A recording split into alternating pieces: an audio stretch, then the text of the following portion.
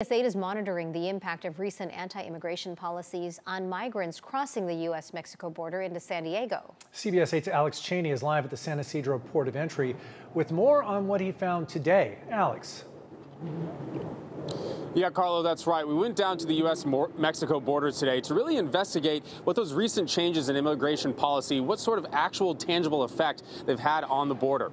I spoke to one business owner today who told me that she has seen an incredible decrease in customers to her business. And I also spoke to a border liaison who said the average daily crossings to and from Mexico are largely unchanged. We have no sales. Just no sales at all. Carolina Lynn is a manager at Carolyn's shoe store near the San Ysidro Port of Entry. She says due to a decrease in border traffic, her store's sales are a fraction of what they usually are. It's probably a quarter for sure. Like, we used to have 3 to 4 employees, but now with just 1 employee, we can probably survive the whole day.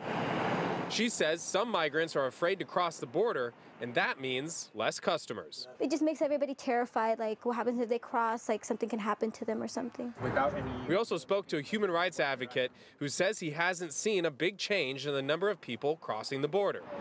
Over the past, I would say, month has essentially been at the same level. We're not seeing a dramatic increase or a dramatic decline. Pedro says the increase in military personnel at the border is not helping to ease tensions with migrants. This idea of militarizing border communities on the Mexican government's behalf of assigning 10,000 National Guard troops to the border just doesn't make sense to respond to the humanitarian needs that migrants have, especially those that are seeking asylum.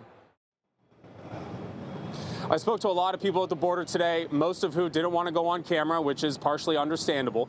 Some of them telling me they haven't seen a change at all at the border. It's normal every day. There are some times where there's more traffic than others, and some people said that they are afraid. However, they still make the trip across the border because they got to go to work, they got to provide for their families, and so it's still important to them to be able to make this change. And of course, we're going to continue to investigate this and keep you updated on what happens here at the border. Reporting here live, I'm Alex Cheney, CBS 8.